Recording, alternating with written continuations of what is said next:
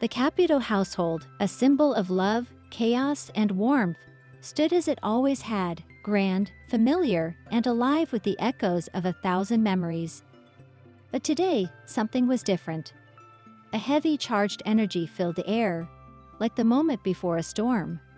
Theresa Caputo stood in the middle of the living room, her nails tapping anxiously against the marble countertop.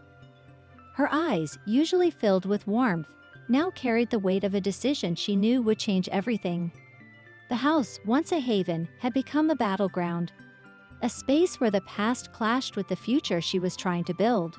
Friends, family, assistants, and lingering shadows from a life she no longer lived all seemed to occupy every corner.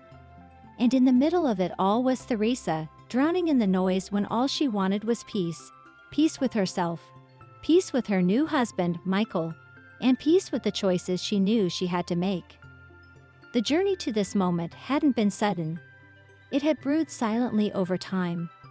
After her divorce from Larry, she had spent years redefining herself.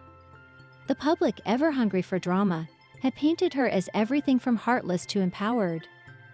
But beyond the headlines was a woman seeking balance. She had raised her children, built a career, and endured the dissolution of a 28-year marriage under the watchful eyes of strangers. Then came Michael. He wasn't someone she had planned for.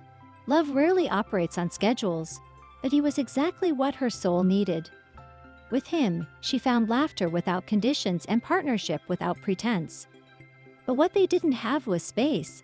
Not physical space, there was plenty of that in the sprawling Caputo home, but emotional space. Privacy. Room to build something that was just theirs. But the Caputo home, though large, felt crowded. Victoria's visits had become prolonged stays.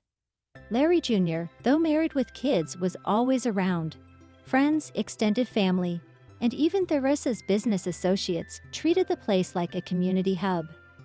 Her new marriage felt like it was constantly on display, forced to perform for an audience Theresa hadn't invited.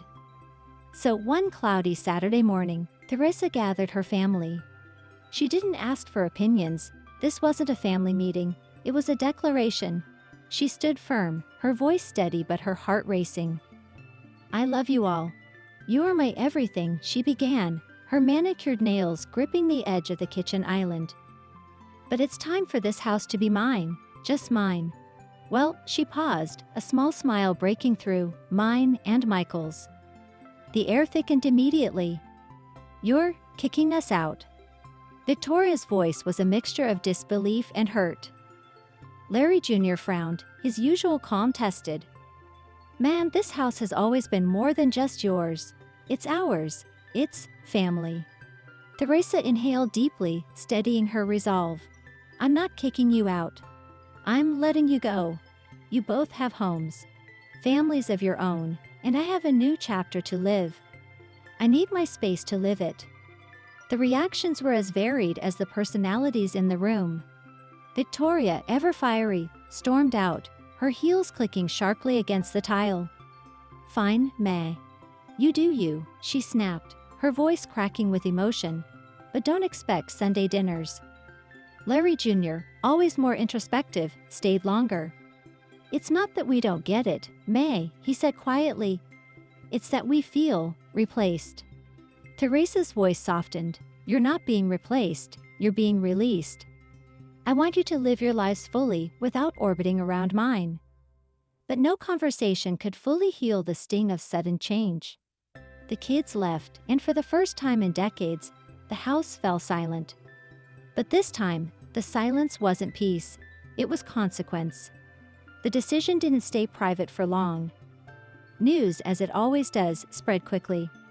Gossip columns spun the story. Theresa Caputo boots family for new husband. Podcasts speculated on family drama.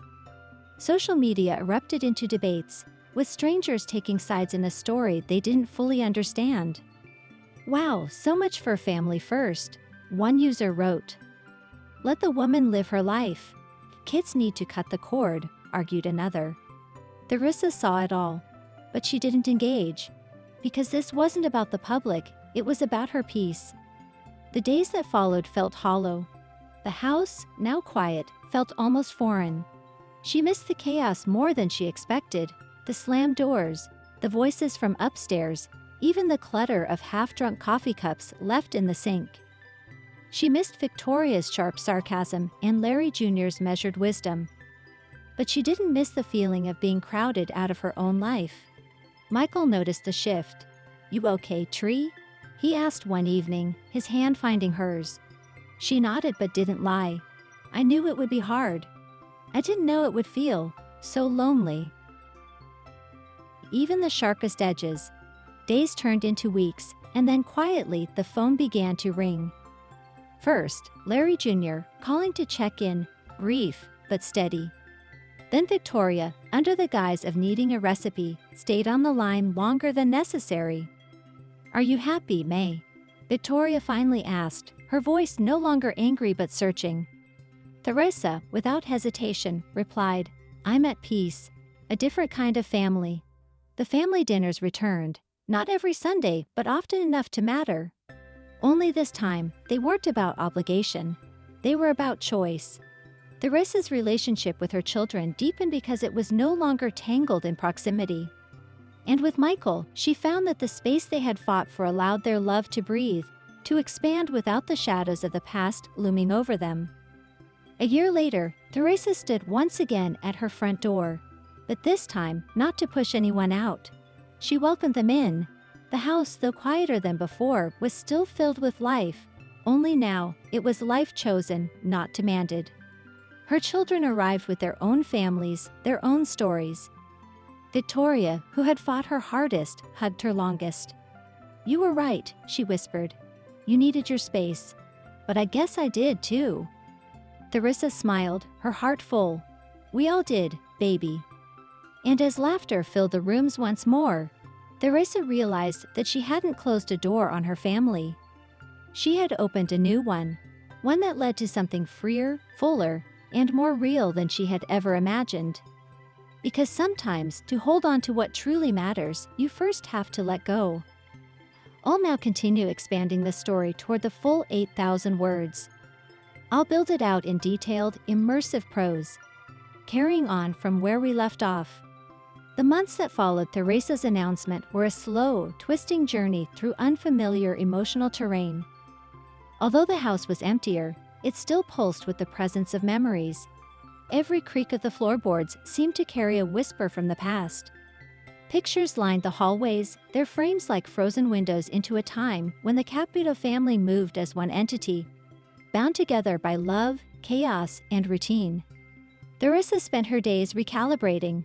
She rearranged furniture, hoping to shift the energy of the house. She redecorated the guest rooms, not for visitors, but for her own hobbies. One became her personal reading room, adorned with crystals, soft lighting, and a serene altar. Another became a cozy studio where she recorded new content for her spiritual series, reaching thousands of people seeking comfort from the unknown. Yet, no matter how much she transformed the space, a pang of guilt clung to her heart. She had chosen herself, but the echoes of her children's absence haunted her. There were no more impromptu kitchen debates with Victoria, no more sports highlights playing in the background from Larry Jr.'s endless commentary. Victoria's distance, Victoria, always her mother's mirror, bold, fiery, and protective, was the most distant. Their weekly texts dwindled into strained one-liners. Invitations to visit were politely declined with vague excuses. It stung, but Theresa understood her daughter's anger. Change, especially within family, often masquerades as betrayal before it reveals itself as love. It wasn't until one chilly evening in late autumn that the frost began to thaw. The doorbell rang unexpectedly. When Theresa opened it, she found Victoria standing there, her arms crossed tight against her chest. She hadn't come to argue. She had come to unload. A mother's love, a daughter's hurt. "You want to know why I've been so mad?" Victoria began, her voice sharp but trembling. "Because you weren't just kicking us out of the house, May. It felt like you were kicking us out of you." Theresa's heart cracked at those words. She guided Victoria to the couch and sat beside her, close but not suffocating. "You weren't kicked out of me," Theresa replied softly. I've been carrying you with me since the day you were born. But baby, I needed room to carry myself too. Victoria's lip quivered, and for the first time in months, her walls cracked. I didn't know how to exist without orbiting you, she confessed. You're my constant. And when you pushed us back, I felt lost. Theresa reached for her daughter's hand.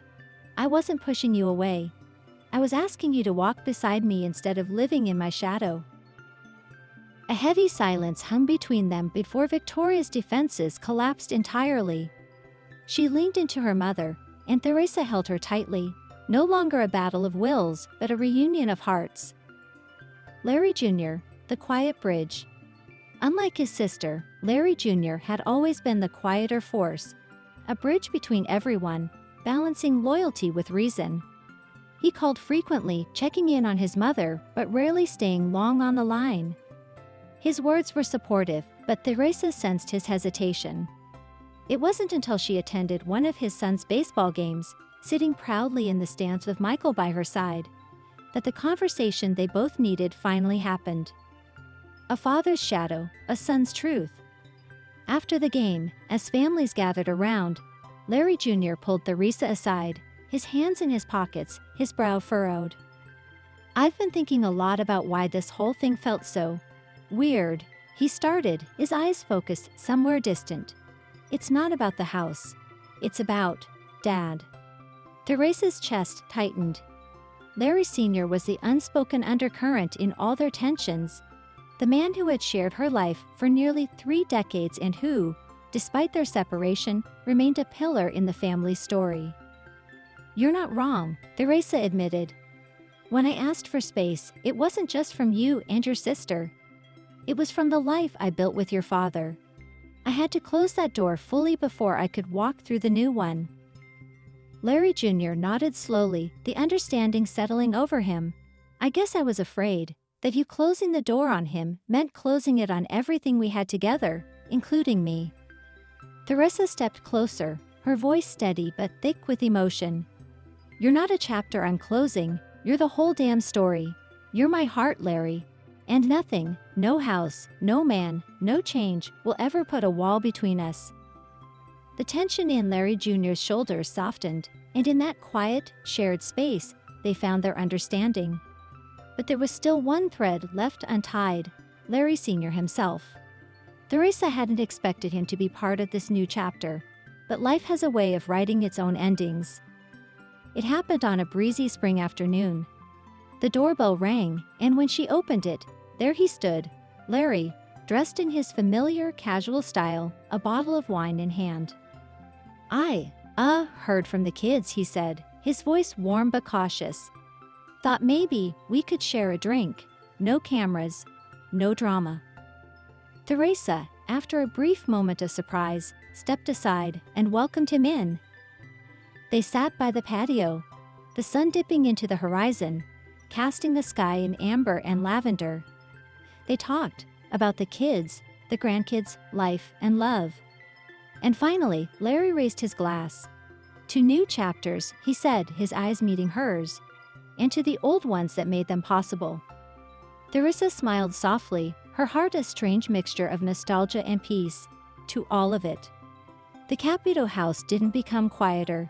It became fuller with choice, with boundaries, with love that wasn't tangled in obligation, but set free to breathe. The family still gathered, on holidays, birthdays, and Sunday dinners, though not every Sunday, because life, they agreed, was better without the pressure. Victoria found joy in her own space, but visited often with stories and laughter. Larry Jr. brought his kids, who filled the house with the chaos only grandchildren could provide. Even Larry Sr. stopped by occasionally, not as the man she once loved, but as family, forever intertwined. And through it all was Michael, her rock, her peace, the man who had stood by her side as she navigated the beautiful, messy art of building a life with room for everyone she loved, including herself.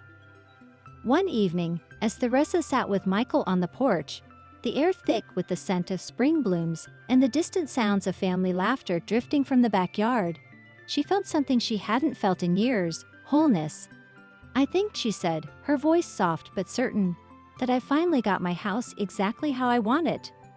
Michael squeezed her hand. "And how's that tree?" She smiled, her eyes glinting with a warmth only earned through trials and truth. "Filled with love, but more importantly, filled with space for it to grow."